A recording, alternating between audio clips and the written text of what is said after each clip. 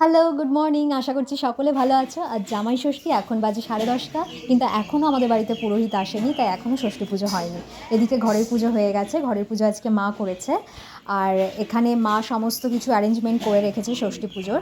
এখানে বসে আছে দিদা, মা, বড় মা, আর তা বাদে আরও সবাই আছে চারিদিকে ছড়িয়ে ছিটিয়ে। ফাইনালি ঠাকুরমশাই এলো, তো এখন আমাদের বাড়িতে পুজো চলছে।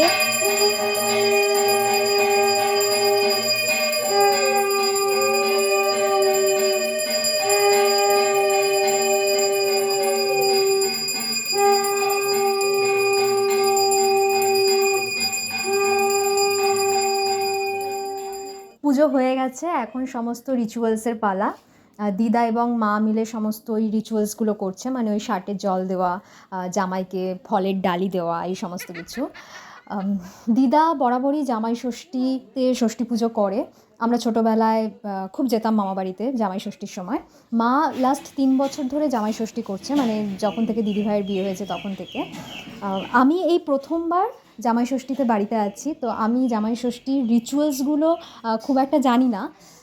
এবার প্রথমবার দেখছি, তো আমার বেশ মজাই লাগছে। প্রসাদটা দারুণ টেস্ট ছিল। তুই দুপুর 1টার সময় সেজে গুজে এসে প্রসাদ খাচ্ছিস? নিজে বাড়িতে পুজো করলাম, করে টোরে তারপর আসলাম। বাবা, 1টার সময় এসে বলে প্রসাদ খাচ্ছে। এই যে ওর ছেলে, এটা। কেমন আছো তোমরা সবাই? সবাই কমেন্টে জানাও সবাই কেমন আছো। কিরকম রোগা হয়ে গেছিস রে? ব্লগ দেখছো? আরে মানিকে কে সাবস্ক্রাইব করে দিও।